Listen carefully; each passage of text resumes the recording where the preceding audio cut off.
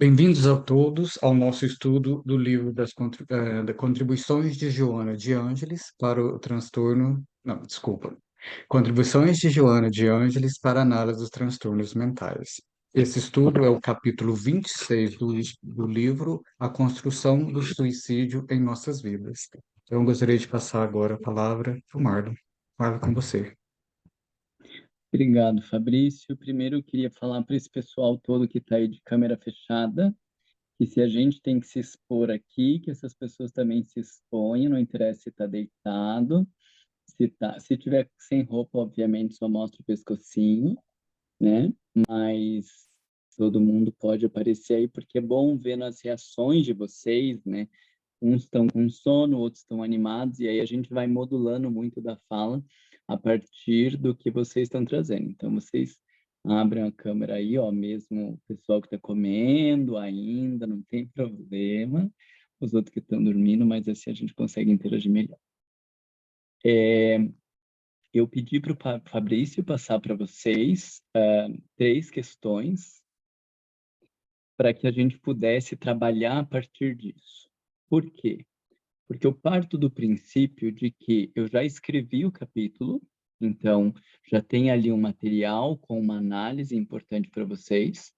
E se vocês colocam Marlon Reikdal suicídio na internet, tem 2 dezenas ou 3 dezenas de palestras, de grupos e de atividades em torno da prevenção do suicídio. Então, não faz sentido eu querer ficar aqui explicando ou falando para vocês as coisas que já estão escritas ou que já foram faladas, né? Eu queria era poder trazer as contribuições que ajudem vocês a pensar esse olhar espírita a respeito do suicídio, né?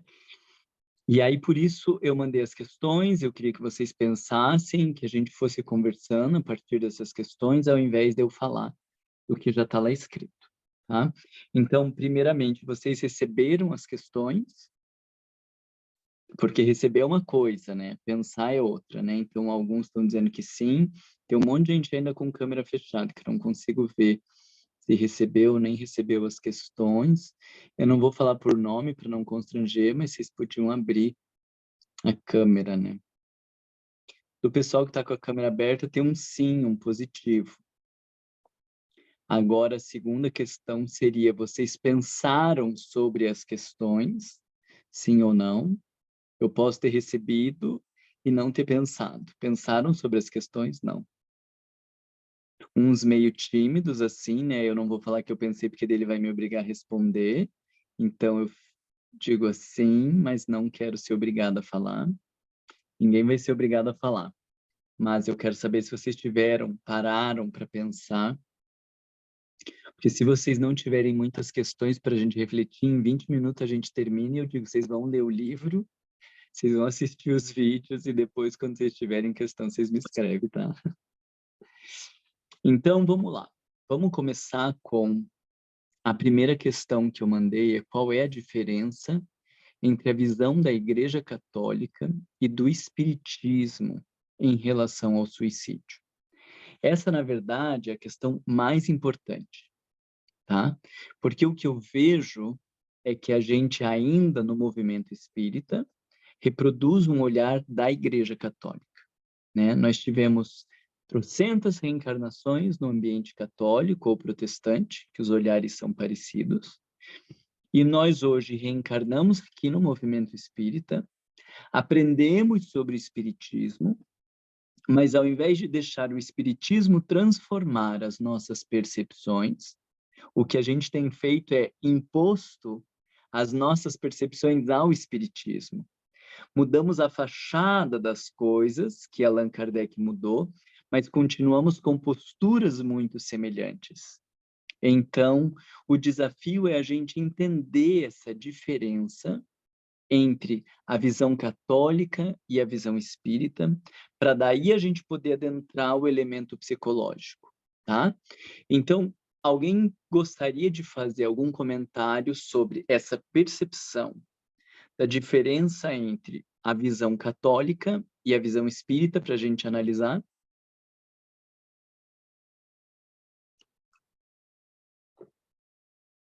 Não tem certo e errado, né, gente? Pelo amor de Deus.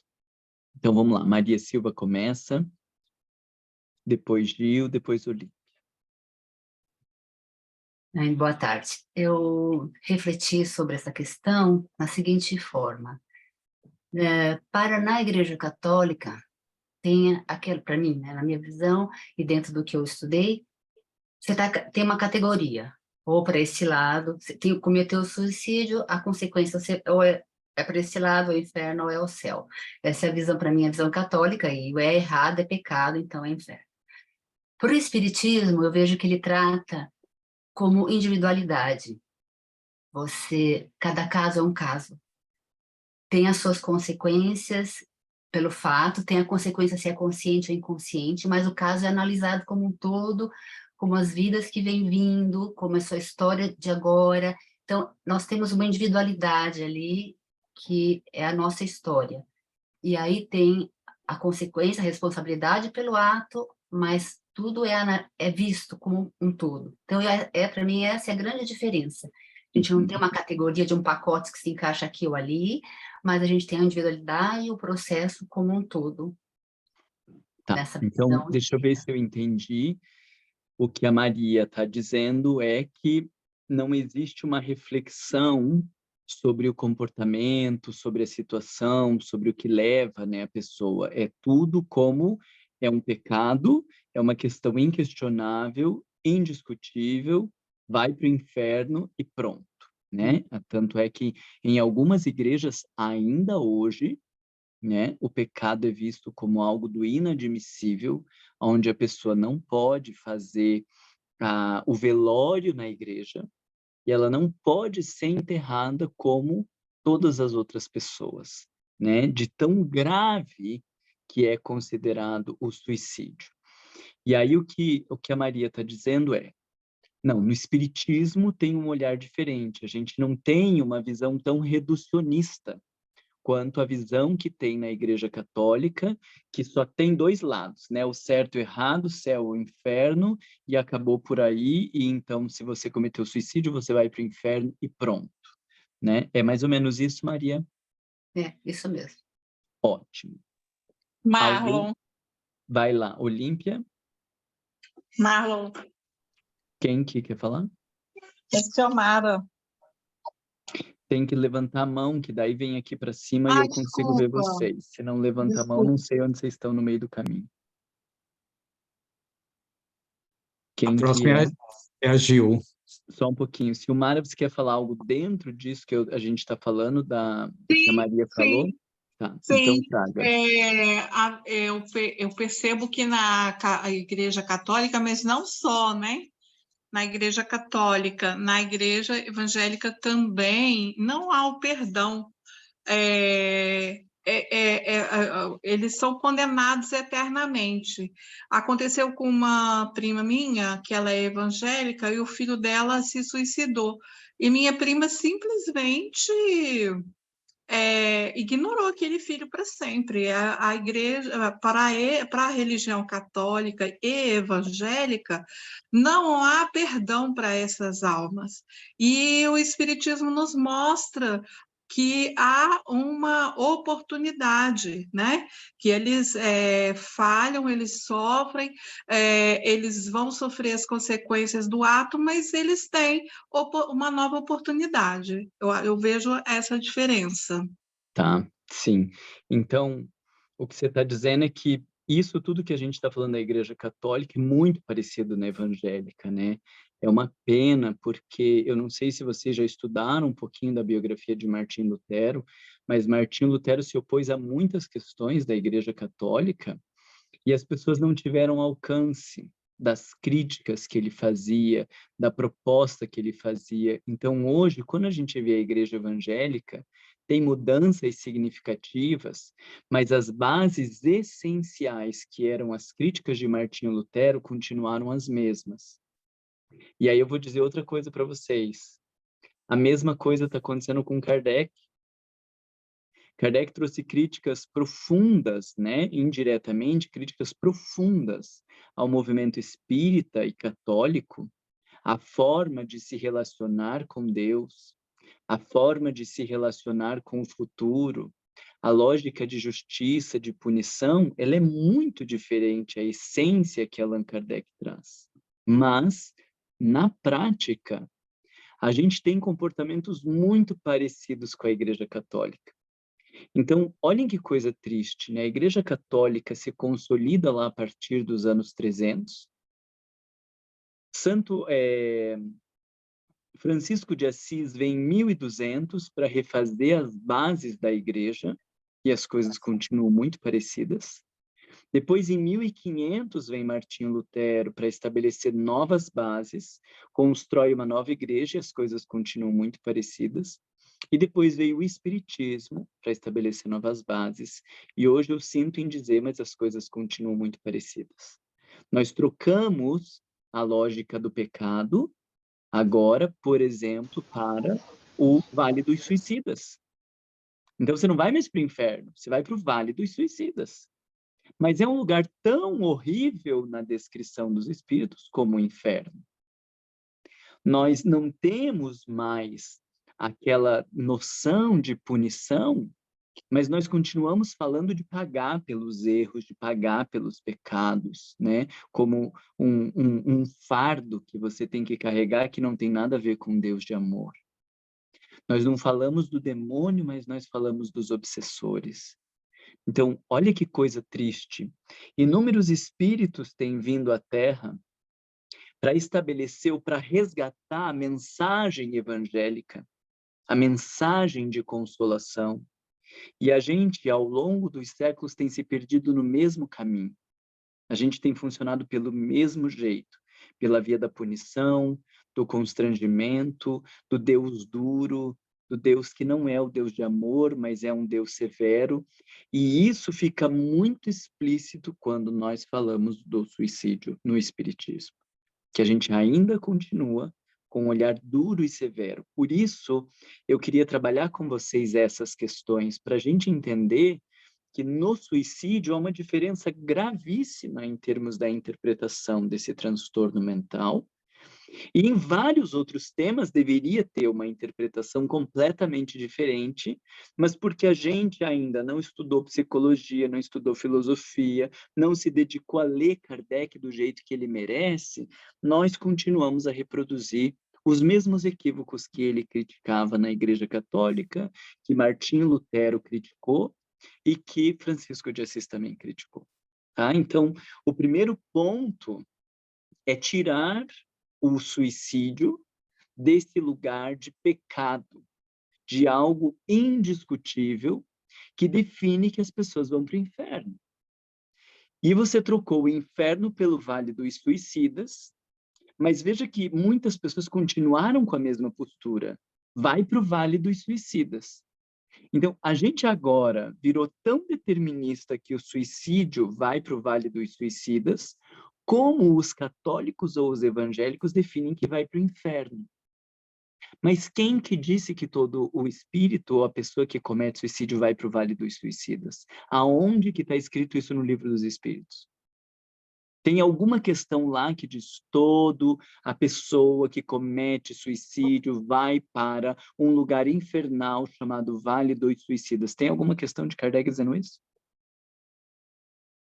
Não tem? Mas por que as pessoas continuam falando disso?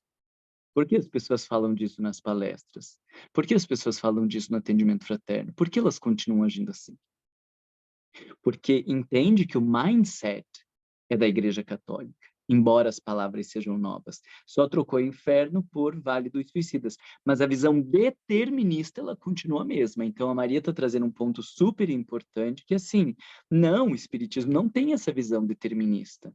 Não está numa caixinha ou céu e inferno. É muito mais complexa a análise que a gente faz a respeito dos suicidas, com todos os agravantes, com todos os atenuantes, com todos os motivos que levam uma pessoa a cometer suicídio, e pode alguém que cometeu suicídio estar numa situação mais confortável do que alguém que viveu uma vida normal. Tiramos o suicídio desse lugar infernal. Porque dependendo dos atenuantes e dos agravantes, tem gente que viveu uma vida normal, mas que poderia ter feito muito bem para a sociedade e não fez por medo, por exemplo. E teve um suicida que se bateu na vida, tentando, e nos 5 minutos do segundo, nos últimos 5 minutos do segundo tempo, comete suicídio.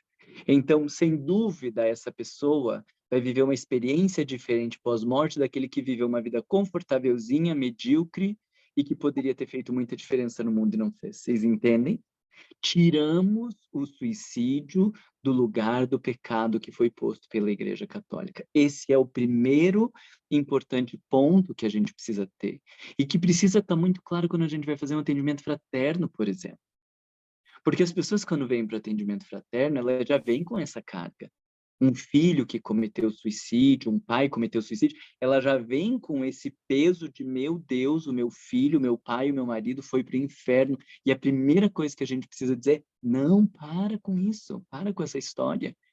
A gente tem que avaliar um monte de fatores, não tem definição nenhuma de para onde foi. Faz sentido isso para vocês? Faça assim com a cabecinha, faça assim, um positivo, um negativo, que daí eu tento me explicar melhor. Estou esperando ainda mais gente abrir a câmera, uns já abriram, mas ainda tem uns sem câmera. O pessoal que abriu agora é que foi ajeitar cabelo, foi se ajeitar lá, colocar uma roupa decente, é isso? E daí abriu a câmera agora? É isso? Tá bom. Então, vamos lá. Gil, queria falar, Gil, sobre essa diferença?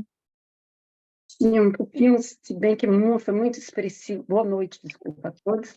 Foi muito expressiva a sua fala. Na verdade, eu queria só colaborar no sentido de que eu sou de origem, a maioria de todos nós, né? De origem católica, apostólica e romântica, né? Então, e sofri muita influência do movimento renovador cristão, né? Carismático. E tem pouco tempo que eu me dei conta que na Igreja Católica não pode se celebrar missa para suicida, né? Não. Mesmo pregando, você não pode, né? E sua fala me fez realmente ver como a gente ainda traz isso, e traz muito forte, porque nas preces que fala, né? Prece que alguém se suicidou. Gente, vamos fazer prece, coloca de parênteses. Suicida. Então, qual é o sentimento que a gente coloca lá, né? Falando aqui de pena, né? De piedade, de punição. Qual a punição que esse Que esse coitado está tendo, né? Isso. E tem gente que chega ao cúmulo de dizer, mas não pode no evangelho no lar, porque é uma energia muito pesada. No evangelho no lar não pode fazer irradiação para suicida, porque é uma energia muito pesada, acaba com a família. Eu já ouvi esse tipo de besteira, né? É isso. Então, sim, é bem isso que você está dizendo, né, Gil? Tem um ranço que permeia a gente assim e a gente não enxerga que isso está presente na nossa forma de pensar e de se relacionar com o suicídio, né? Muito bom. Interessante a gente só, né, ter cuidado com esse ranço que com o tempo começa a cheirar mal, né? Claro, com certeza. Obrigada. Gente, eu vi que agora a Olímpia colocou alguma coisa aqui no chat. Eu não consigo ver o chat porque eu tô no meu tablet e aí o chat ele não aparece aqui para mim por algum motivo. Posso falar, Marlon? Só um pouquinho, deixa eu ver Posso falar? Ó, Posso se eu falar, abro o Marlon? chat, eu não consigo ver vocês. Então, daí, o que vocês quiserem pôr no chat, vocês falam, que daí a gente vai conversando, tá? Olímpia, fala Posso então. falar? Desculpa que a minha conexão está caindo, mas eu vou pegar a palavra. Então, eu penso que as colegas já falaram, né, o que eu ia falar, mais ou menos, e você, viu, Marlon?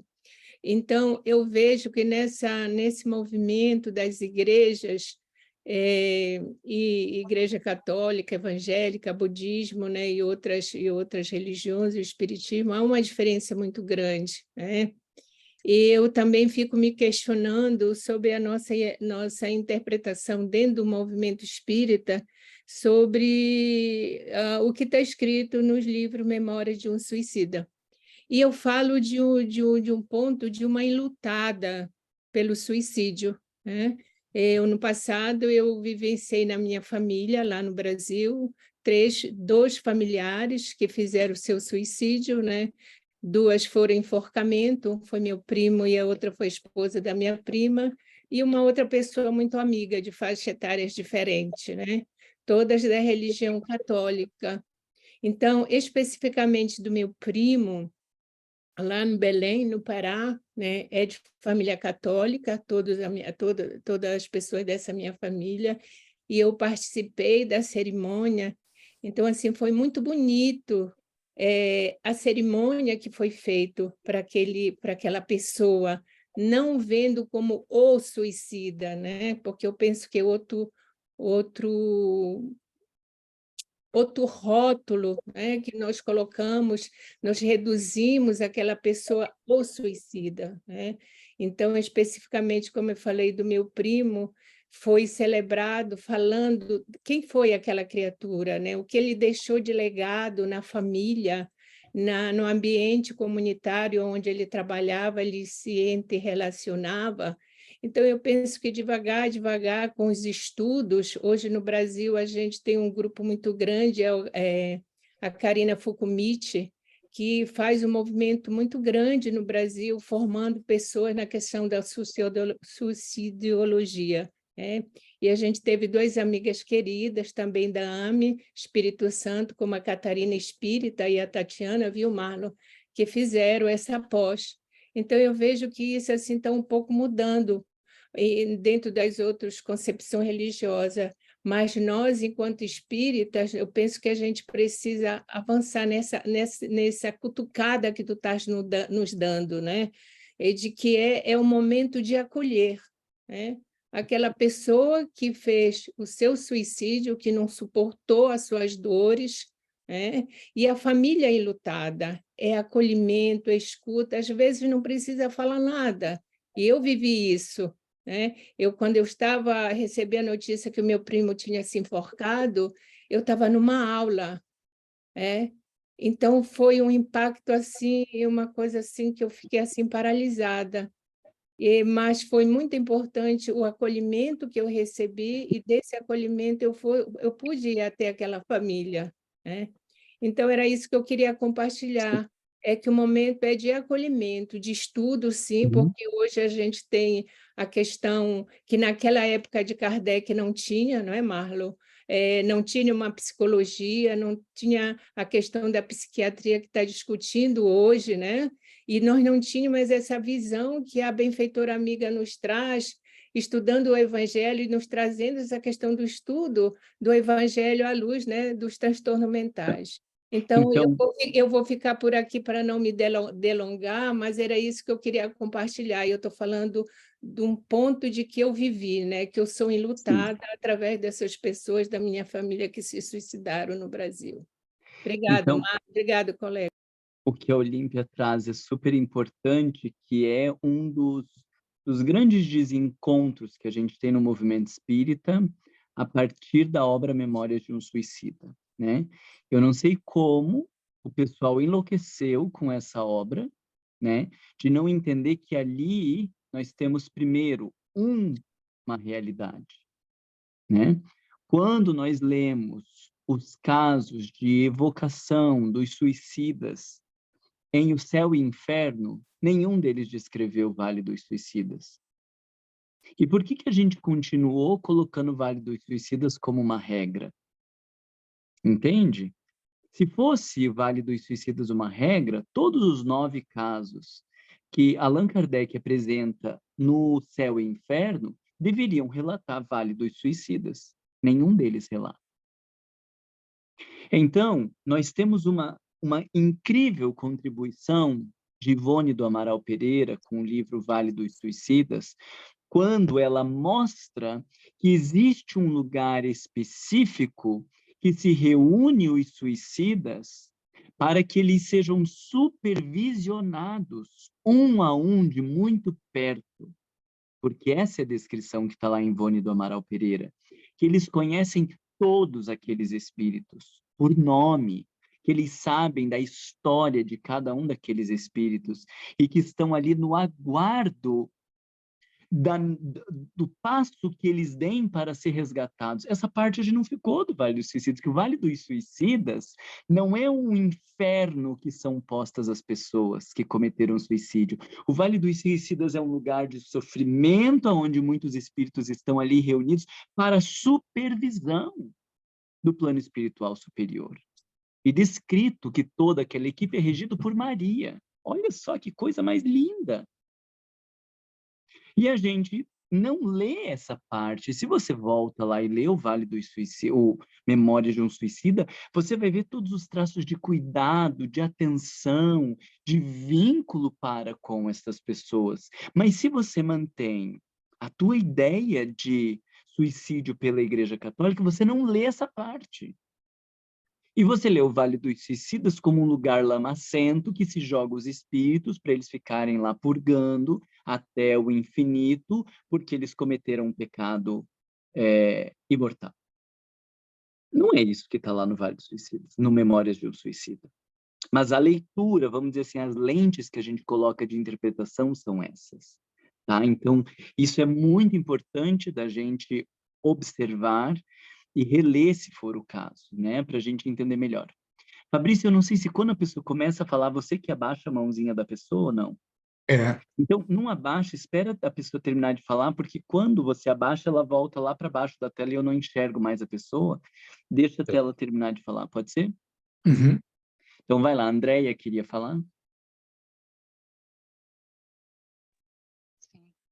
Sim, boa noite, estão me ouvindo? Sim.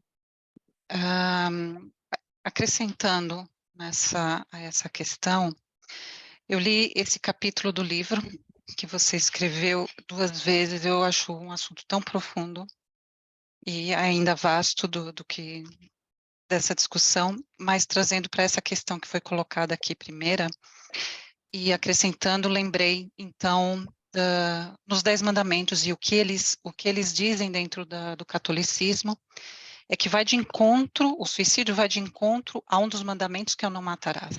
Que é não matarás nem ao próximo, nem a si mesmo. Então, que seria um dos 10 mandamentos, você está indo de encontro logo de cara a um dos 10 mandamentos, né?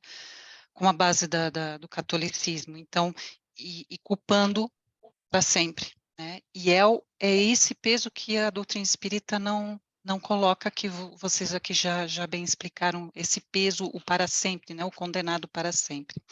Mas nós trazemos toda essa linguagem pesada, de culpa, do cristianismo, e nós ainda trazemos essa herança, né? E por isso que a gente, mesmo dentro da doutrina espírita, ainda não conseguimos desfazer essas ideias, essas crenças, essas coisas que trazemos de trás, né? E que podemos ter feito parte também disso.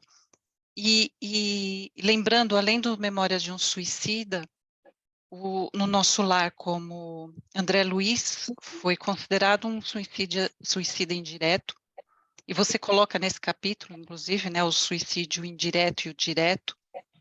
E lembrando que no Vale dos Suicidas, tanto não é para sempre, que os grupos de resgate, de assistência, iam até esses espíritos, e conforme a condição de perdão a si mesmos, ou de libertação, e de quererem, né, evoluir, de que não precisam, eles conseguem acesso a esses espíritos, né? E como no próprio Evangelho no Pentateuco disse, se tiver calma, a calma e a resignação, isso evitaria, era um das formas de evitar, né, o suicídio. E lembrando de Judas, da história de Judas, como também é narrado em algumas obras, que ele cometeu o suicídio, e foi a própria Maria que foi ter com ele, né? Então, quer dizer, não é esse para sempre. Esse alerta de não relacionarmos logo de que houve um suicídio, foi para o Vale dos Suicidas, que não é assim, e que cada caso é um caso. Isso me foi dado alerta dentro das reuniões mediúnicas, né, pela própria espiritualidade, para não considerarmos assim, não pensarmos assim, porque uma mãe, ao ouvir isso, né, aquele que, como tivemos aqui já por exemplo, testemunho disso, isso é muito pesado Para uma mãe, por exemplo, saber As que é uma palestras regra, como são se fosse uma regra. Isso não é um consolo, as né, e palestras são depende. horrorosas, né, sobre Exatamente, aborto e sobre exatamente. suicídio, as pessoas saem destruídas das palestras. Exato. E nós evitávamos, a gente tinha que evitar, quando a fazer as palestras na Casa Espírita, nós tínhamos que evitar o tema suicídio, por ser muito pesado, não vamos falar, e isso não deve ser um tabu, temos que falar e de falar de uma forma tênue, como algo que deve ser acolhido, porque as pessoas precisam de informação, e não é a desinformação ou a informação trocada que vai ajudar, né? Então, era isso que gostaria de trazer, ou seja, o imediatismo que é, em muitas religiões, que é aquele imediatismo que tudo acaba, né, ali, com a morte, o Espiritismo traz aquela continuidade, a vida continua, não é isso que vai dar a solução, não é esse um dos caminhos. Então, eu acho que é isso também o que a doutrina traz e colabora, né, para pensar que, olha, não é esse um dos caminhos para resolver um problema, uma situação. Era isso que eu queria acrescentar. Excelente, André. Obrigada. Obrigado. Mari? Boa noite, Marlon. Tudo bem? Tudo bom? Na verdade, o que eu tenho para trazer aqui também não é muito diferente de todo mundo, mas porque a gente começou a falar, e eu lembrei que um dos livros do André Luiz, ele conta uma história de suicídio, e a pessoa que se suicida, ele não vai para o Vale dos Suicidas, ele é resgatado, né, por causa das preces da esposa dele, que a esposa, não sei se alguém lembra qual é o livro, a esposa achava que tinha sido até assassinato, mas não foi, ele organizou tudo para que fosse pensado que fosse um assassinato, mas ele se suicidou, e logo depois ele é resgatado por causa das preces dela, e tem um encontro no plano espiritual com ela, então o mentor, inclusive, ainda faz um tratamento, espera um pouco para que a ferida não pare de sangrar. E aí eu também sempre fico me perguntando, né, por que as pessoas ficam falando essa coisa do Vale dos Suicidas, e não é uma regra, né? No livro realmente Céu e Inferno ele vem dizendo, não é uma regra, e também muitas vezes a gente traz essa coisa da Igreja Católica como espírito, que não vou rezar porque se o espírito suicida se aproxima de mim, eu posso receber aquelas energias, né? Porque no livro Memórias do Suicida ele fala isso. E pelo contrário, no Céu e Inferno ele fala, acho que é Fenelon, eu acho, ou então era o espírito protetor do médium de um espírito que tinha se suicidado, que ele fala, faz a prece, reza, por favor, reza para esses espíritos, porque eles sofrem tanto, e a prece é a única forma que a gente tem de ajudar esses espíritos. Então, realmente, a gente, às vezes, pegou um livro, né, tomou aquele livro como exemplo, e todo mundo fica ali seguindo e trazendo todos aqueles atavismos que a gente tem do católico, da Igreja Católica, meio que se perdeu ali um pouco, né? E é legal isso que você traz, Mari, porque, assim, eles sofrem tanto, né? Essa é a questão. A gente sabe que por trás do sujeito que cometeu o suicídio tem um sofrimento muito grande. Mas qual é a lógica? Tem um sofrimento muito grande porque ele cometeu o suicídio? Para pensar. É por isso que tem um sofrimento muito grande? Se você acha que existe um sofrimento muito grande porque ele cometeu suicídio, você ainda está na visão do pecado, vai para o inferno, uma coisa inadmissível, e por isso tem um sofrimento imenso. Eles têm um sofrimento muito grande, não porque cometeram suicídio, mas porque eles viviam um estado de sofrimento insuportável a ponto de querer deixar a vida. A ponto de você deixar teus planos, a ponto de você deixar teu dinheiro, a ponto de você deixar tua família, a ponto de você deixar as pessoas que amam. Imagina o nível de sofrimento que essa pessoa está, a ponto dela estar disposta a desconectar de tudo. E aí, esse sofrimento tão grande que ela está vivendo, a ponto de desconectar de tudo, ele não deixa de existir e ele ainda é intensificado. Porque quando ele comete suicídio, ele vai ver que, além de ter perdido tudo, ele ainda não minimizou o sofrimento dele. Então, aí, isso intensifica o sofrimento, mas eles não sofrem muito porque são pecadores graves, porque cometeram suicídio. Eles sofrem muito porque eles já viviam um nível extraordinário de sofrimento que não conseguiam administrar, e mesmo nesse alto grau de sofrimento, ele ainda é intensificado pelo ato de suicídio, por isso que eles sofrem muito. Vocês entendem a diferença do olhar católico, do olhar espírita, né? Rose, quer falar?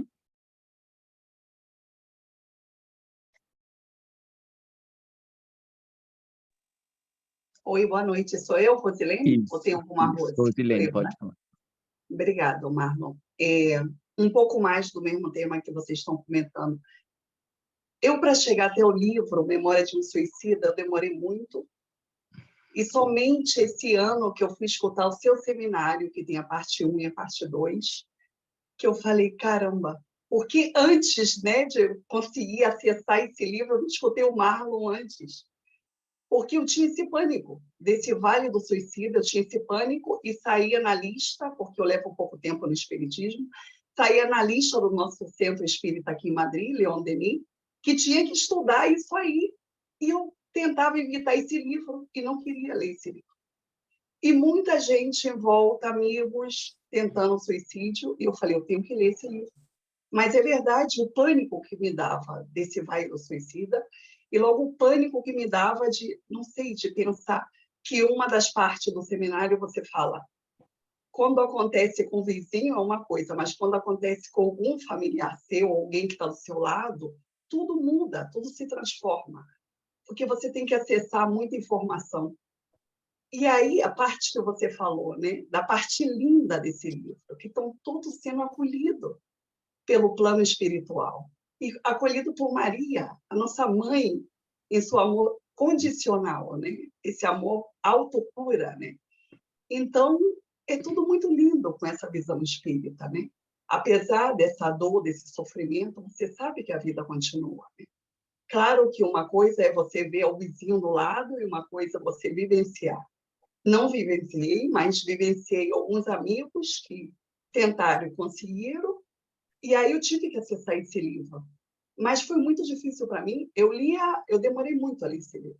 E quando eu já te escutei esse ano, eu falei, meu Deus, o Marlon me iluminou com tudo isso, que seria muito mais fácil eu saber disso antes. Por que não olha a visão do amor, da espiritualidade, da ajuda, né?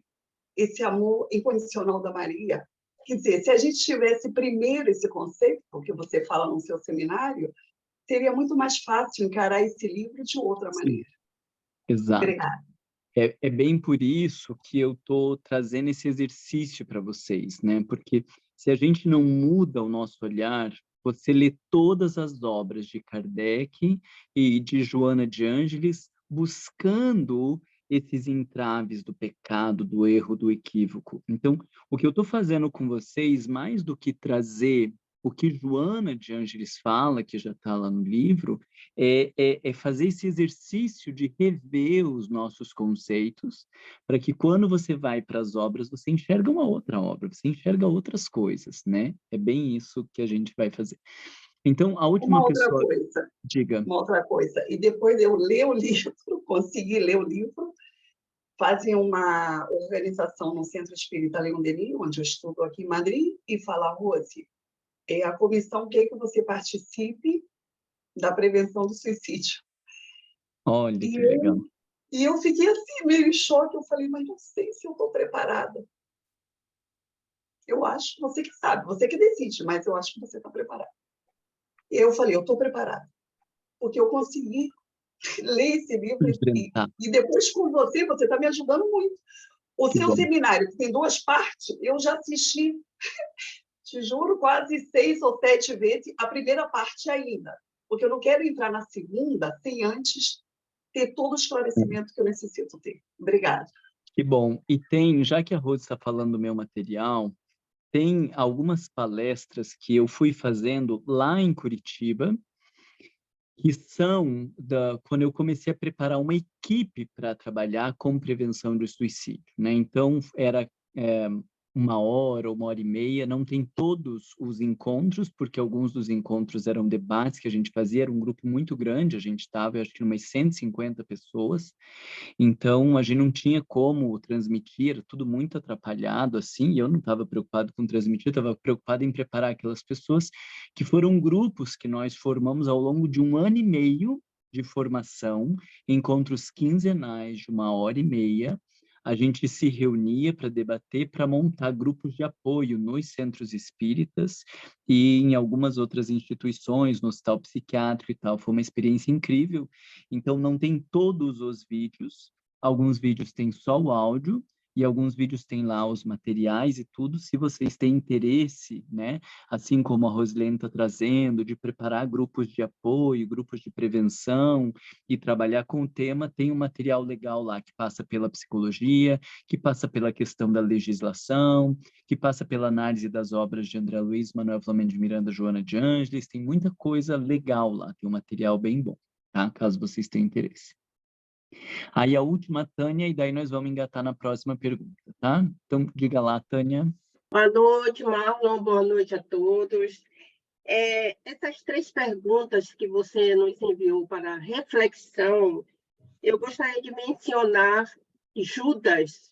Alguém já falou alguma coisa, mas para mim aquele sentimento que ele teve de impotência em arcar com os resultados do ato dele, aquilo deve ter levado ao suicídio, como é possível também que leve a muitas das pessoas atos que a pessoa não consegue trabalhar e que sabe que vai ficar numa situação em que ele não consegue. É uma decepção que a pessoa recebe, é isso?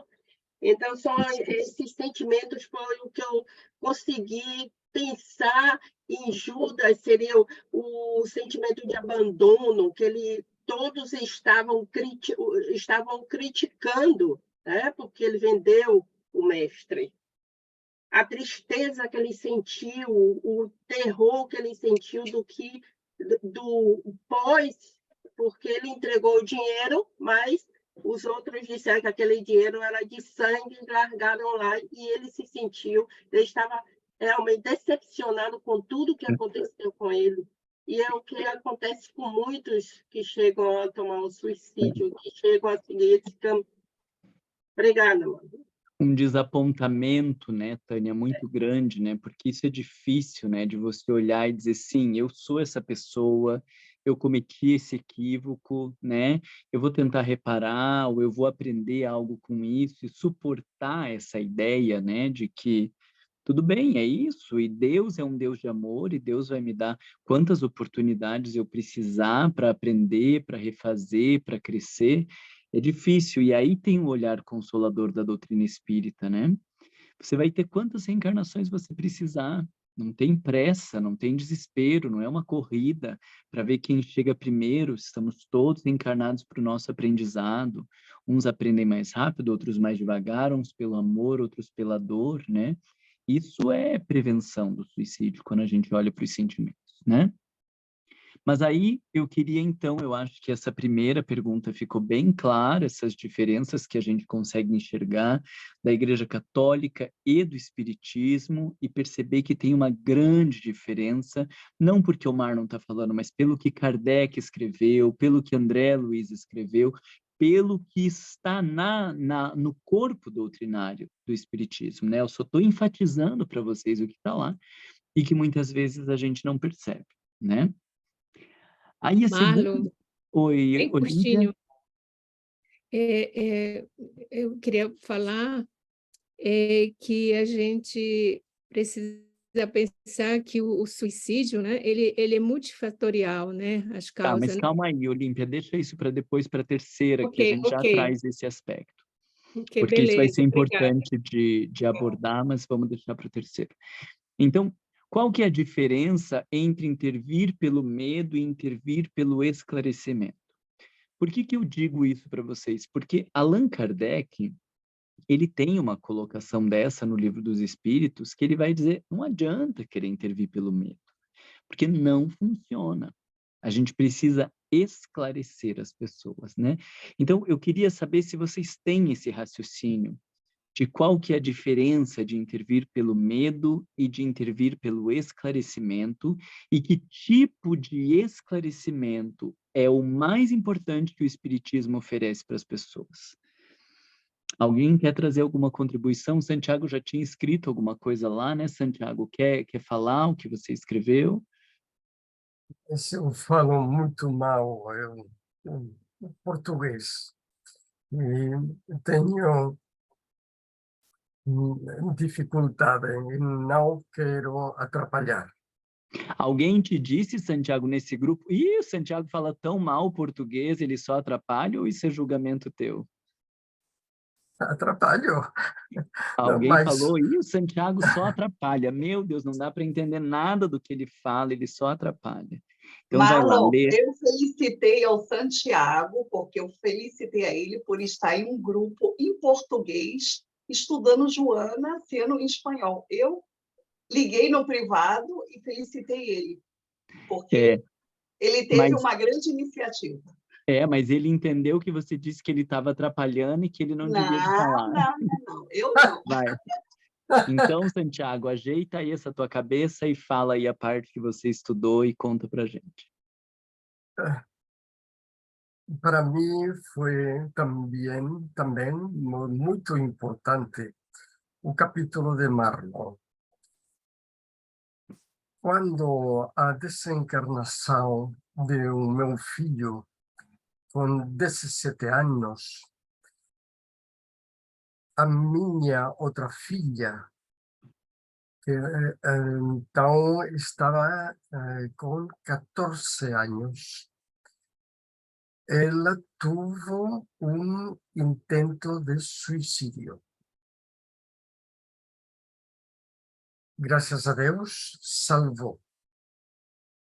Quando passou, eu lhe disse: Deus tem para você uma importante tarefa para você desarrollar. Minha filha, aqui acabou um capítulo. E agora vamos a começar outro capítulo.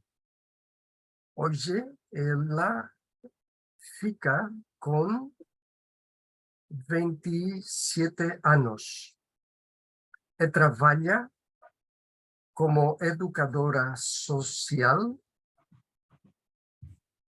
junto das mamães da mulher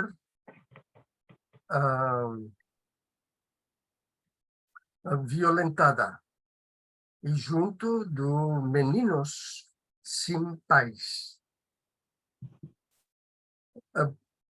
Para nós, espírita, para mim, neste caso, aprendi com o intento do suicídio da minha filha, com 14 anos, a ver ao suicida como qualquer outro de nós, enfermos, doentes. E que é preciso trabalhar com amor. Obrigado. Desculpe, Marlon. Muito bom. Agora, deu para entender? Sim, mas você ainda tinha escrito alguma coisa ali sobre a diferença do intervir pelo medo ou pelo esclarecimento, não escreveu no chat? Escrevi. Então, lê também essa parte para a gente. Sim, meu Deus. Você me está submetendo à prova.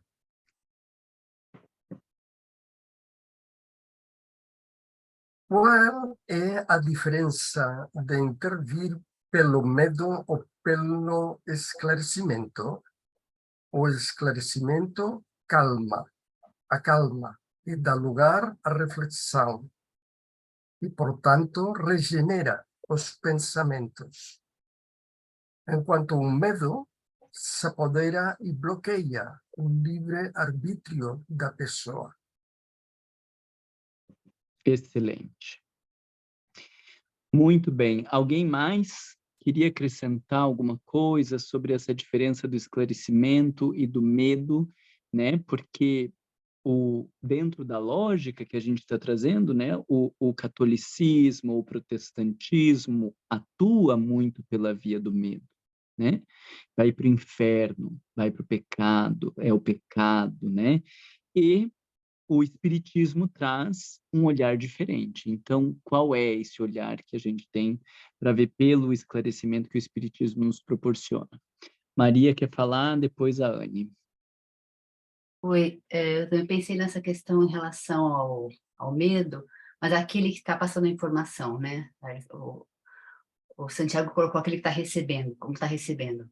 Então, aquele que está passando a informação, eu penso, aquele que passa pelo medo é aquele que quer manipular o outro, aquele que está usando o outro para manipulação. Então, o medo é um sinal de poder, é um sinal de que você subjuga o outro. Aquele que esclarece está se colocando ao lado, está se colocando com empatia, está se colocando na posição do outro, quer esclarecer para ajudá-lo, para tirá-lo da situação, para confortá-lo. Esse eu vejo a diferença daquele que usa da informação para acuar, né, com medo, ou esclarecer para abraçá-lo com amor, né? Que é o ato de amor. Legal, excelente. E a Anne quer trazer também uma contribuição? Sim, boa noite a todos. A minha reflexão era assim, como espíritos em evolução, eu sempre faço comparação como sendo mãe com as crianças crescendo. Então, quando a criança tem 2 anos, você não explica muita coisa, diz pode, não pode, é uma coisa mais direta. Conforme você vai amadurecendo, ficando mais velho, você começa a perceber, quer dizer, dar a cada indivíduo o valor que tem como espírito imortal e que a pessoa é capaz de entender e que ela é capaz de construir em cima daquilo. Porque a questão de você querer controlar pelo medo é uma questão, assim, autoritária e muito, assim, inferior, diria assim, porque ela representa uma fase mais atrasada do desenvolvimento. Não sei se estou me colocando bem. Infantiliza as pessoas, né, Infantiliza. Anne? Oh, obrigada. Falou, era isso que eu estava pensando. Então, o Espiritismo nos convida a crescer, a tomar responsabilidade pelas nossas escolhas, com entendimento. Então, mesmo como no caso do suicídio, você pode esclarecer uma pessoa, trazer, e a pessoa pode, mesmo assim, achar, ser movida por uma dor tão profunda ou por um impulso, ou o que seja, que a pessoa, mesmo assim, tira a vida por suicídio. Mas eu acho que através, em vez de você tentando fazer medo às pessoas não têm medo. Bom, aqui você falar medo do inferno, as pessoas, a história da carrocinha, né? Isso já passou, é de outro século. Então, falar uma coisa assim, não, mas o espírito continua. Se você tira a tua vida, o teu problema não resolve. Então, vamos procurar amenizar a tua dor. Agora, realmente, se a tua dor é tal, você pode, de repente, não conseguir enxergar mais nada. Por exemplo, você tem uma dor de dente, as pessoas podem estar te explicando mil coisas, você não quer saber de nada, você só quer tomar um comprimido para tirar aquela dor, ou me arranca o dente até, que a pessoa fala. Estou fazendo um paralelo. Então, às vezes, a dor que a pessoa carrega é tal que ela não consegue enxergar né, assim, elaborar uma coisa, um pensamento, porque ela precisa diminuir a dor dela, assim, primeiramente. Mas, Excelente, Anne, isso que você traz, e eu diria assim, né? O medo não diminui a dor da pessoa, né?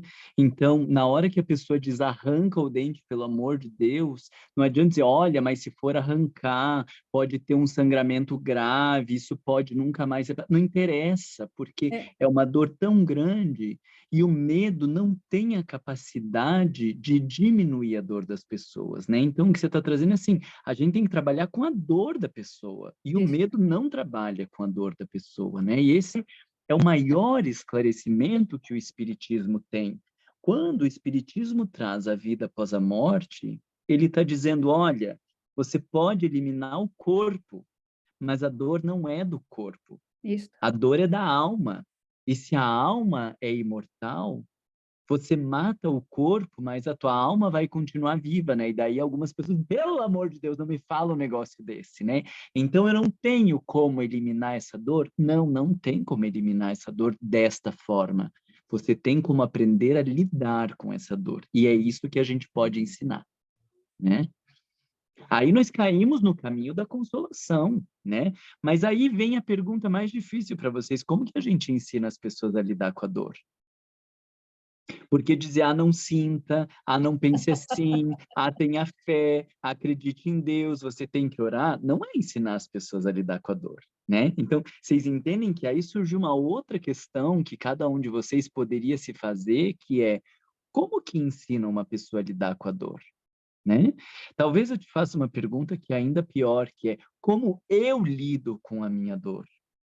Porque alguns de nós escondem a dor, outros de nós fingem que não está com dor, outros negam a dor, outros vão para o chocolate, outros vão para as compras, outros vão para o sexo, outros vão para o centro espírita, outros buscam o poder. Como que lida com a dor?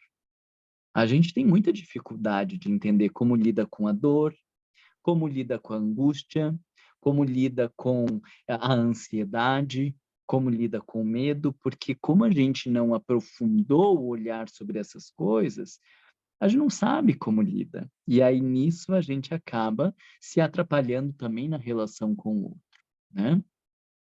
Eu queria reforçar para vocês a ideia de que o medo não diminui a dor das pessoas. E eu comecei a pensar isso a partir de uma paciente no hospital psiquiátrico. Isso já faz mais de 10 anos, quando eu trabalhava no hospital. E uma paciente, ela tinha passado por um aconselhamento lá com evangélicos, tal. E aí ela dizia assim para mim: eu sei que eu vou para o inferno, mas eu não acredito que exista um inferno pior do que esse que eu já estou vivendo.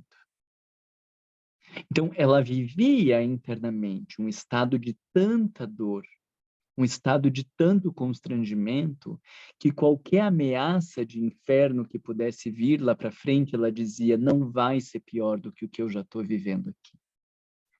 Então, eu gosto desse exemplo, ele me tocou muito, porque eu parei e pensei, meu Deus do céu, a gente não tem dimensão da dor que as pessoas, quando estão pensando em suicídio, vivem, né? A ponto de acreditar que não existe dor nenhuma pior do que aquela ali, é porque é uma dor muito intensa. Mas o que me chamou muito a atenção nesse caso é a inabilidade da pessoa de lidar com a dor, né? Porque o que ela está dizendo é, a dor é insuportável. Mas a dor, ela vai ser suportável ou insuportável na medida que eu aprendo a manejar a dor. Tem gente que ensina hipnose para pacientes do dentista fazerem cirurgia sem anestesia, porque não pode ter anestesia pela reação, e aprende a hipnose para conseguir lidar com a dor. Tem gente que aprende a meditar como caminho para lidar com a dor. Tem gente que aprende através da oração e do contato com Deus a suportar a própria dor. Então, vocês entendem que isso é o caminho que a doutrina espírita tem, né? A gente esclarece que não é a morte do corpo físico que vai eliminar aquela dor, e mais do que isso, que o espiritismo tem recursos terapêuticos para ensinar as pessoas a aprenderem a administrar a sua dor, não a curto prazo, mas a médio e longo prazo, nós temos capacidade, nós temos condição de aprender a lidar com a nossa dor. Ela talvez continue lá, mas a forma como eu lido com ela vai ser diferente. Isso é consolo. Isso é o Consolador prometido. Agora, nenhum tipo de ameaça, nenhum tipo de medo deveria se encaixar dentro do Espiritismo com a promessa de ser o Consolador prometido, né? Então, vamos ouvir a Maria José e a Eusoli, e depois ainda vamos para a terceira pergunta que a gente ainda tem que desmembrar um pouco, tá? Vai lá, Maria José. Eu queria trazer a minha experiência na profissão como guarda prisional, em que me deparei com vários suicidas, vários reclusos que puseram termo à vida. Mas esses eram precisamente aqueles que a gente não esperava que eles fizessem aquilo. Há um grande número de reclusos que tentam o suicídio, e esses a gente apercebe-se que é para chamar a atenção. Há ali uma carência, e nós temos de dar alguma coisa para que eles não sintam o vazio. E eles, sentindo-se acolhidos, não voltam a tentar. Agora, há aqueles em que a gente não espera de nada e cometem o suicídio. E esse a gente não sabe lidar com essa situação, o prever, não é? Que é tal coisa de há um sofrimento, mas que é interior e não dizem nada. E para mim o desafio maior é nós, pela nossa natureza, fazemos a prevenção da vida, não é? Ou seja, tudo que nos põe em risco, a gente foge disso. E estes irmãos que conseguem concretizar o suicídio já demonstram que têm uma deficiência espiritual muito grande, porque já superaram a lei da proteção da vida. E como nós lidamos com isso? Como nós identificamos esses casos? Não é? Aqueles que já pedem ajuda já estão num caminho, ou por medo, ou com a fé raciocinada que o Espiritismo nos traz, a gente pode orientar. Agora, e aqueles que estão no silêncio, vivem no silêncio, magicam aquilo no silêncio e concretizam sem ninguém estar à espera? E pior, termino com este caso de jovens que hoje têm como jogos o desafio à vida. Tenho o filho de uma grande amiga em que tentou por várias vezes o suicídio, mas para levar até ao limite, para mostrar a outros que conseguia. Um dia correu mal e acabou por morrer enforcado. Mas é um jogo. Estes são outros desafios da atualidade na juventude que muitas vezes os pais nem sequer sabem que os filhos estão metidos nisto. Sim. Isso que a Maria José traz é importante para lembrar vocês que existe aquilo que a gente chama de fator de risco e fator protetivo, né? Então, todo mundo que começa a estudar um pouco do suicídio vai entender que não é possível prever 100%, mas quando você tem em vista os fatores de risco, você entende que perfil de pessoas tem maior probabilidade de e que perfil de pessoas tem menor probabilidade de, né? É claro que isso é uma análise mais emocional em termos de personalidade do que em termos de comportamento, né? Mas um dos pontos, inclusive, que eu queria trazer para vocês é o comportamento ambivalente e o comportamento impulsivo. Pessoas que têm um comportamento ambivalente, que está muito lá no tracinho do bipolar, que é aquela coisa, a hora que está feliz, está muito feliz, e a hora que está triste, está muito triste, que sempre está oscilando entre esses dois extremos, associado ao comportamento impulsivo, isso é um grande risco.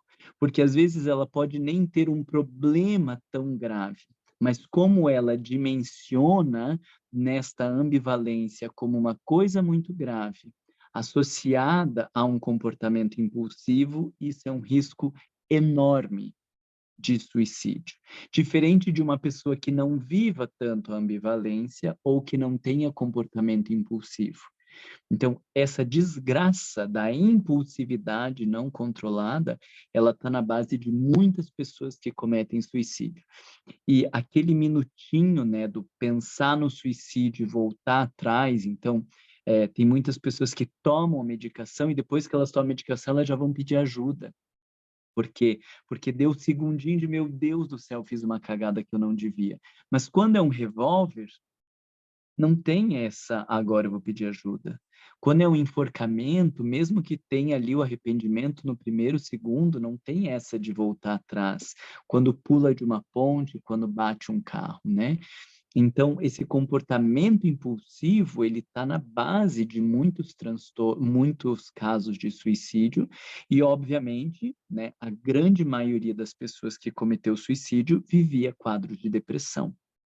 Então, aí a gente vai entendendo que a prevenção do suicídio, ela tem a ver com o tratamento da depressão e com o aprender a lidar com a impulsividade, né? O oposto do lidar com a impulsividade é o que eu tenho falado muito no meu canal no YouTube e mais no Instagram, do suportar, né? O suportar é o oposto dessa impulsividade, né? Aguenta um pouco mais, espera, né? Quando o Romeu comete suicídio, ele olha para a cena, ele vê que Julieta está morta, supostamente morta, porque não estava, e ele tem um comportamento impulsivo, né? Se ele conseguisse suportar um pouquinho mais, 10 minutos mais, e respirar um pouco fundo, dali 10 minutos ela ia voltar à vida. E quando ela voltasse à vida, eles podiam, né? Então, isso eu digo porque é uma das maiores tragédias, assim, que a gente conhece em termos de suicídio, né? E eu acredito que Shakespeare lá, há 500 anos, já estava dando para a gente uma aula sobre comportamento humano e dizendo, tá vendo? Né? Ele foi impulsivo, ele não conseguiu parar e esperar, e aí quando ele comete suicídio, Julieta volta à vida, e aí ela vê que ele se matou, e aí ela tenta se matar também, porque a tragédia já estava feita, né? Então, a gente está vendo ali alguém dizendo, espera um pouco mais. E a gente não tem sabido esperar do mesmo jeito que a gente não tem ensinado as crianças a esperar, né? Do mesmo jeito que a gente tem dificuldade de dizer para uma criança, calma, espera um pouco, não é tudo do seu jeito, né? Aguarda um pouquinho, daqui 3 minutos a mamãe conversa, né? A gente atende as crianças o tempo inteiro do mesmo jeito que a gente quer ser atendido o tempo inteiro, né? Que a gente quer gritar fulano e quer que venha na hora que a gente está gritando, que faça as coisas. Arruma teu quarto na hora que eu disse para arrumar o quarto e que faça as coisas. Então, a gente não sabe suportar, né? Isso é uma capacidade psicológica, suportar. Fica com essa experiência. Fica com a angústia, fica com a dor, fica com o constrangimento. Ele não vai te matar. Parece que vai arregaçar nosso peito, dependendo do tipo de angústia ou de dor que a gente está vivendo, da perda, parece que vai nos destruir, mas não vai.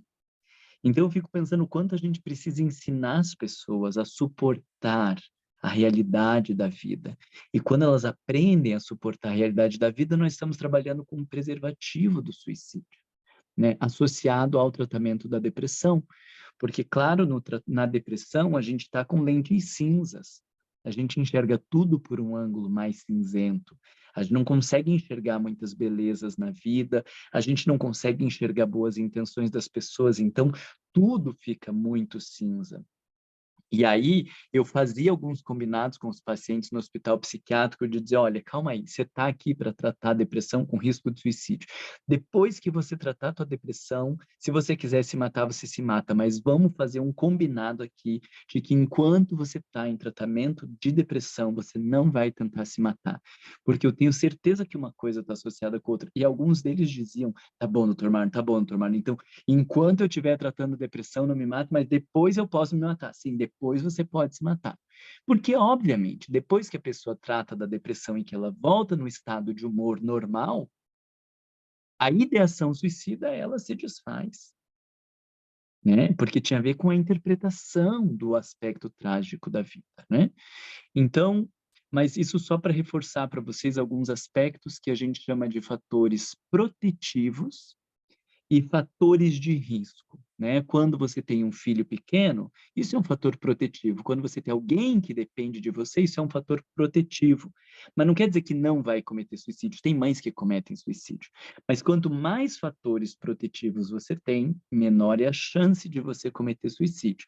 Quanto mais fatores de risco você tem, ser uma pessoa sozinha, ser aposentado, não ter ninguém que dependa, né? Ser homem é um fator de risco na nossa sociedade e outras coisas, tudo isso aumenta o risco e faz com que a gente tenha que ficar mais atento a determinados perfis de pessoas do que outros perfis, né? Então, isso é legal da gente estudar conforme aí que a Maria José traz. Eu sou Li, queria falar alguma coisa?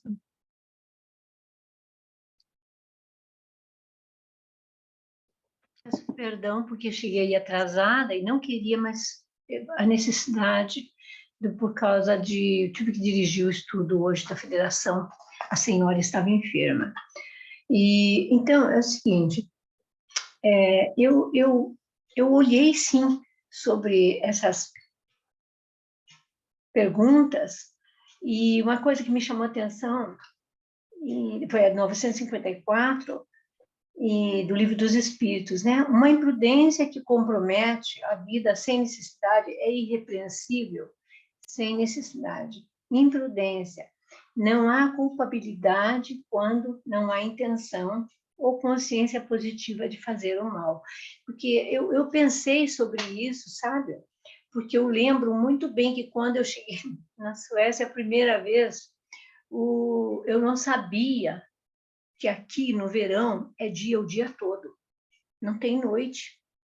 E eu não podia dormir, eu estava em Gotemburgo, no hotel, meu marido tinha ido para uma reunião lá da firma, que a firma dele tinha conexão no Brasil, a reunião aqui em Gotemburgo, e ele, eu não conseguia dormir, comecei a me dar um desespero.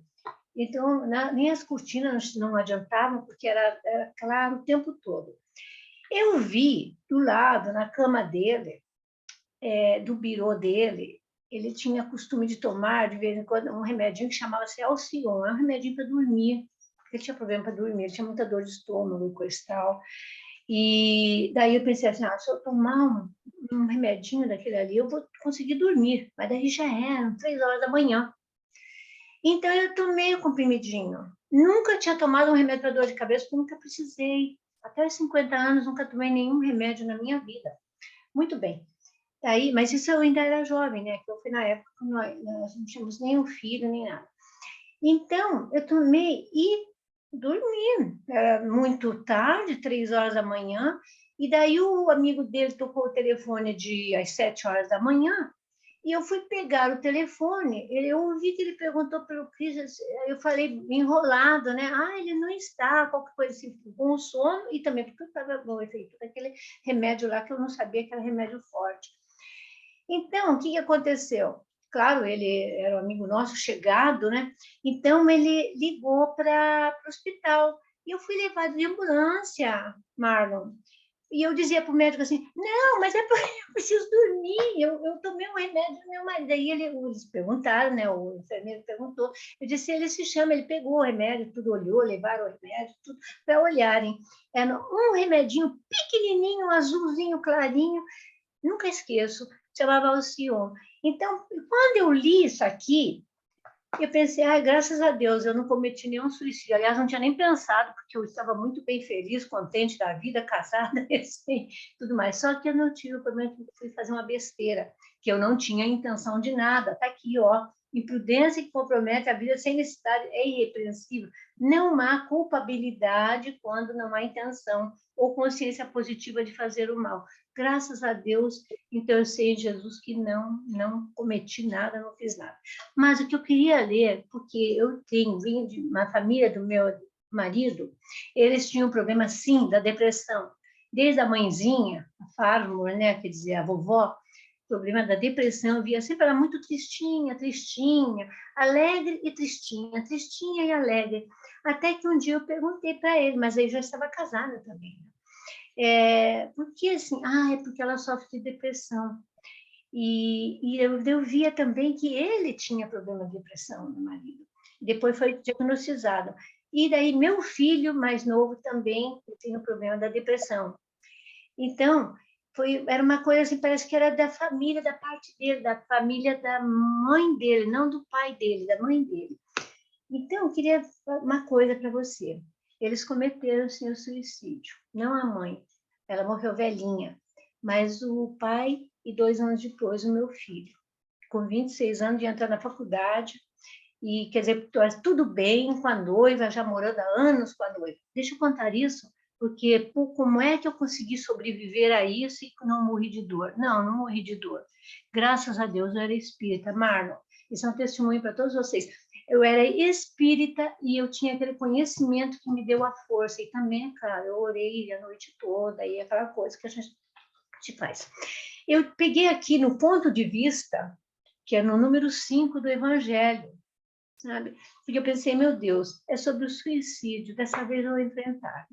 Então, o ponto de vista, ele está ali tudo, para que nós que sabemos, conhecemos o Evangelho, está tudo ali. Está tudo ali. Quem compreende isso e vê dessa forma, compreende. E também essa parte do bem e o mal, o bem e o mal sofrer. O bem e o mal sofrer também dá para nós uma boa compreensão. E a minha irmã ficou incrível, ela ficou assim, Sueli, como é que você consegue ficar calma? Eu disse, não, está me doendo, uma dor enorme por dentro, pelo amor de Deus, está me doendo. Mas de saber que a vida continua e eu não quero prejudicá-lo. Era isso. Veja, eu como mãe pensava assim, não quero prejudicar meu filho, porque eu ia dar mais trabalho ainda para ele, com uma situação que ele podia estar, né? Mas foi resgatado. A gente não fala com os jovens, né? Mas aqui entre nós podemos falar. Ele foi resgatado, a Elza viu quando ele foi resgatado, e uma amiga também viu. As duas médiuns, uma de um lugar e outra de outro, uma de um país, outra de outro país, viram e contaram a mesma coisa. Tinha sido. Então, tá. Então, é isso. Eu quis dar esse testemunho agora para você, porque como que eu enfrentei? Eu enfrentei e continuo enfrentando, porque a dor não sobe assim de repente, todo mundo sabe. A gente perde um filho, a dor não... Mas dá para enfrentar com o conhecimento, e você falou uma coisa maravilhosa, o esclarecimento. Sem esclarecimento é muito difícil. Só vamos cuidar, eu Sueli, que assim, cada caso é um caso, né?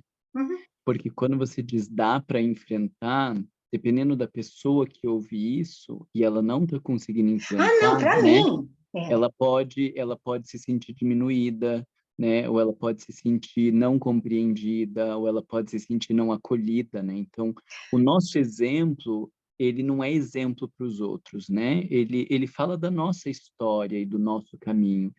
Mas tem que cuidar com esse tipo de colocação, porque se eu fosse um pai que está vivendo o suicídio de um filho agora, me sentindo muito triste, e ouço você falar, dá para enfrentar desse jeito assim, isso pode ter um impacto negativo, né? Do tipo, nossa, ela conseguiu e eu não estou conseguindo, que bosta que eu sou então, né? Ela conseguiu e eu não estou conseguindo. Então, a ideia e isso tem a ver com a terceira questão que eu queria trazer para vocês, da gente pensar na singularidade da experiência, que é a singularidade de quem comete suicídio e a singularidade de quem fica, né? Porque um familiar que fica e um filho cometeu suicídio 2 dias depois que a gente estava de mal, brigado, é muito diferente lidar com esse sentimento de um familiar que comete suicídio quando a gente estava bem, né? Um familiar que comete suicídio quando eu estava num período trabalhando intensamente, não tinha tempo para essa pessoa, vai lidar muito diferente de um outro aonde eu estava à disposição e dando atenção para aquela pessoa, né? Então, cada caso, ele é um caso e tem que ser visto na sua singularidade. Mas eu queria reforçar isso ainda nesses 10 minutos finais que nós temos. Caso você não tenha prestado atenção, que você olhe lá para os casos de o céu e o inferno e tente perceber os sentimentos que estão presentes em cada um dos casos. Porque Allan Kardec, gente, é muito mais inteligente do que a gente acha. Né? O pessoal fala que Allan Kardec era maravilhoso, mas na hora de fazer análise dos textos, trata ele como se ele fosse retardado. Em última instância, no meu vocabulário curto e grosso, é isso, né? Então, ele escreve coisas fascinantes, a gente não entende o que ele escreve, ao invés de dizer, calma, esse cara era muito inteligente, deixa eu ler 10 vezes isso aqui que ele disse, né? Exemplo do egoísmo, ele diz, o egoísmo está na nascente de todos os males. Se ele falou esse negócio, deixa eu ler até eu entender como que o egoísmo está na base da vaidade, como que o egoísmo está na base da inveja, como que o egoísmo está na base da arrogância, como que o egoísmo pode estar na base do suicídio, como que o egoísmo está na base de tudo. Mas a gente trata como se Kardec não fosse tão inteligente assim. Então ele solta uma bomba dessa e a gente passa por essa questão e continua vivendo querendo combater vaidade, querendo combater inveja, querendo combater arrogância, quando ele diz lá, né? Eu digo ele diz porque foi ele que escreve os espíritos, ele escreveu as respostas que ele acreditava que faziam sentido, né? Inutilmente o combatereis a todos os vícios, se não atacardes o mal em sua raiz. Foi isso que ele disse. O egoísmo neutraliza toda a virtude. Olha só, são questões extremamente complexas, né? A 919 é a mesma coisa.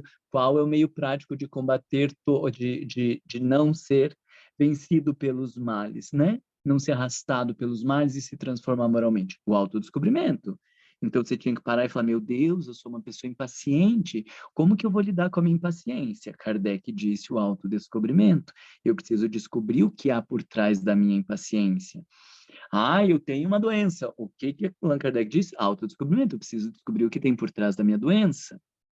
Eu sou uma pessoa invejosa. Allan Kardec disse, eu preciso descobrir o que tem por trás da minha inveja. É isso que ele falou. Mas a gente trata ele como se ele fosse retardado e a gente continua querendo combater a inveja do mesmo jeito que a gente combatia a inveja na Igreja Católica.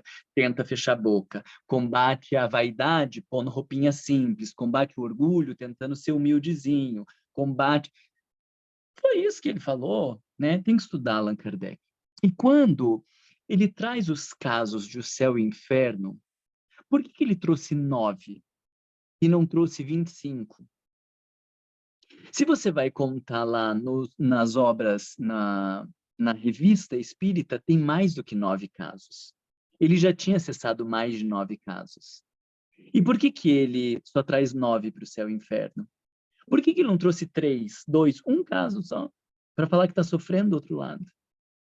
Quando você lê os 9 casos, você vai ver que são 9 situações existenciais diferentes uma da outra. O vazio, a culpa, a falta de fé, cada um vive uma experiência diferente. E quando você lê ali os 9 casos de suicídio evocados em O Céu e o Inferno, você tem ali, no meu entendimento, uma lista dos principais temas que levam as pessoas ao suicídio. Você tem ali as principais questões morais que levam as pessoas ao suicídio, porque, vê se vocês me entendem, o suicídio não é um problema em si para ser combatido. O suicídio, ele é consequência de a pessoa não ter conseguido lidar com uma questão moral. Seja o vazio existencial, seja a culpa, seja um ressentimento, seja a falta de fé, existe uma questão moral ali por trás. Quando o sujeito consegue lidar com essa experiência, ele para de pensar em suicídio. Quando ele não consegue e é tomado por esta questão emocional, então ele tenta resolver a questão emocional pela via do suicídio. Mas você entende que, em última instância, o suicídio não é um problema para ser combatido? A gente não deveria gastar muito tempo falando de suicídio. A gente deveria gastar tempo falando das questões morais, emocionais, psicológicas que existem por trás de cada pessoa que pensa em cometer suicídio. Porque quando nós trabalhamos com estas questões, nós estamos trabalhando com prevenção do suicídio. Quando nós não lidamos com essas questões, qual é o tipo de intervenção comum que nós temos? É o internamento, isso é muito comum no Brasil, interna, lasca um monte de remédio. Mas e daí? A pessoa sai do internamento e a dor moral continua lá. Ela está tomando um monte de remédios que fazem com que ela não perceba aquela condição psicológica, mas quando ela parar de tomar os remédios, se ela não teve uma transformação moral, ela vai ter que se deparar com as mesmas dores. A dor da traição, a dor do abandono, a dor de ter sido mandada embora de um trabalho, a dor da perda de um filho, ela vai ter que aprender a lidar com essas coisas. Então, aí está o grande preservativo que a doutrina espírita pode oferecer. Aprender a lidar com dor da perda. Pergunto para vocês, temos conteúdo ou não temos na doutrina espírita?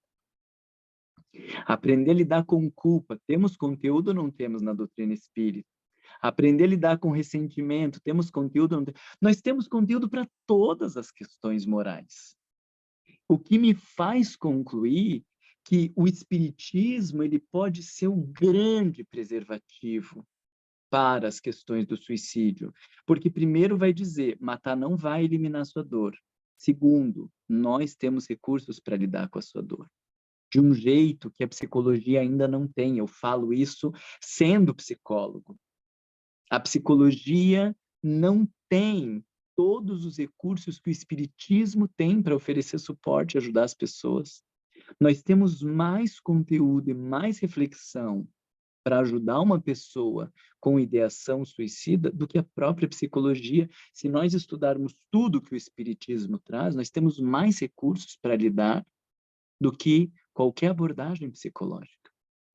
Então, com isso, eu queria concluir a reflexão de que a gente precisa ir ao encontro de qual é a questão que está por trás do suicídio, e não o suicídio em si, e não tentar dissuadir a pessoa, e não tentar convencê-la do contrário, mas justamente o oposto. Me fala da tua dor, o que te leva a pensar que você vai abandonar tudo, que você vai abandonar a tua família, os teus amigos, o teu corpo, o teu nome, a tua personalidade, a tua história.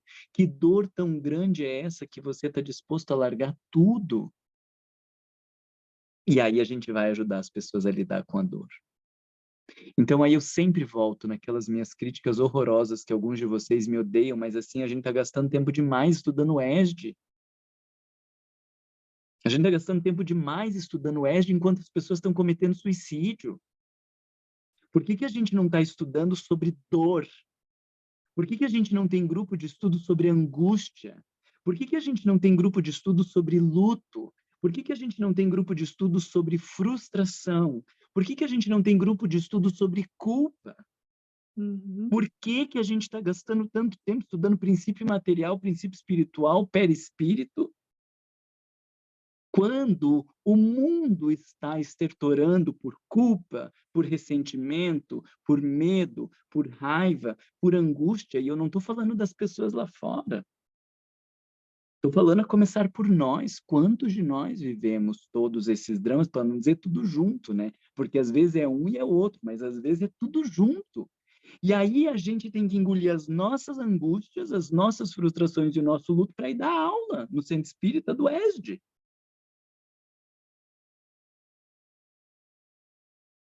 E aí, o que vai acontecendo com os números de suicídio? Há de crescer cada vez mais. Eu não sou contra o ESD, mas o ESD ele é maravilhoso para quem chega na casa espírita dizendo: oi, eu queria estudar espiritismo, eu queria entender os fundamentos, os conceitos, a lógica. Tem alguma forma de eu aprender espiritismo? Ai, tem uma coisa perfeita aqui que se chama ESD. Mas quantas pessoas chegam nos centros espíritas de vocês dizendo: oi, eu queria estudar espiritismo? Nas estatísticas dos centros que eu conheço, que eu pedi para fazer estatística, elas vão em torno de 5 a 10% das pessoas que chegam no centro espírita, elas estão dizendo: eu quero estudar espiritismo. 90 a 95% das pessoas que chegam na casa espírita, elas chegam por causa de uma dor, elas chegam por causa de um sofrimento. E aprender a acolher, ouvir, lidar, estudar sobre essa dor é prevenção do suicídio. Ninguém começou a pensar em suicídio de uma hora para outra. Ninguém acordou e pensou em suicídio. Mas é o fato de eu não saber lidar com as minhas frustrações, de eu não saber lidar com as minhas dores, de eu não suportar os meus sentimentos, de eu não aprender a ter a calma, né? Quando o Evangelho fala dessa aquiescência do coração e aquiescência da mente, né? É um se dobrar para a vida, né? A tal da resignação. Por que a gente não tem grupos sobre resignação no Centro Espírita? A pessoa chega, ela traz uma dor e a gente tem um grupo sobre resignação, um grupo sobre frustração, um grupo sobre culpa, um grupo sobre medo, um grupo sobre luto, diferentes grupinhos pequenininhos de 3, 5 pessoas para poder falar da sua dor. O dia que os centros espíritas abrirem mão de tanta teoria, de tanta palestra, de tanta aula para falar da realidade humana, a gente vai estar trabalhando mais com prevenção de suicídio. Por hora, a gente está dando aula para não sei para quê, entende? Então, eu termino, vocês me desculpem, porque sempre eu tenho que ter esses desabafos. O Mar não consegue ter uma fala sem falar mal de um ESD e sem falar um negócio desse, mas é porque eu acho que cada coisa tem seu lugar. E o número de pessoas que têm procurado as nossas casas espíritas com níveis altos de sofrimento é muito grande. E quando Jesus disse, toda vez que atenderdes a um destes pequeninos, é a mim que estáis atendendo.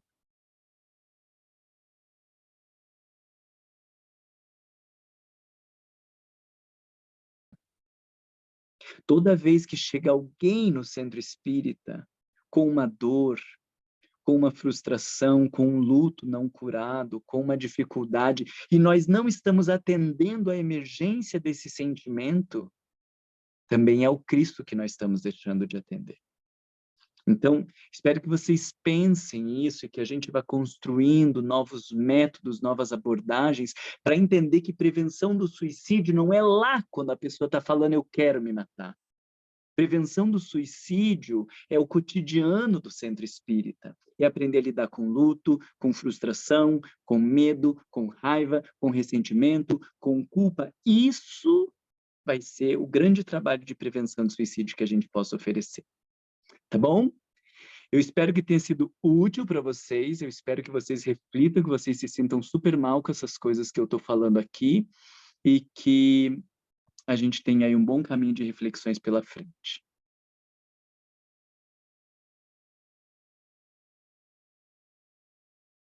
Marlon, nós temos mais meia horinha. Se você tiver mais algo para elaborar, pode continuar. Ou então, podemos encerrar. A gente precisa encerrar, eu estou no meio de um trabalhão enorme e eu preciso terminar até amanhã. Aí eu ia fazer 1 hora, falei, não, vamos 1h30, mas daí não dá para a gente continuar mais. E acho que ficou bom, deu para entender a mensagem, né? Depois que uma taquarada dessa no final, né? Pelo amor de Deus, né? Ótimo.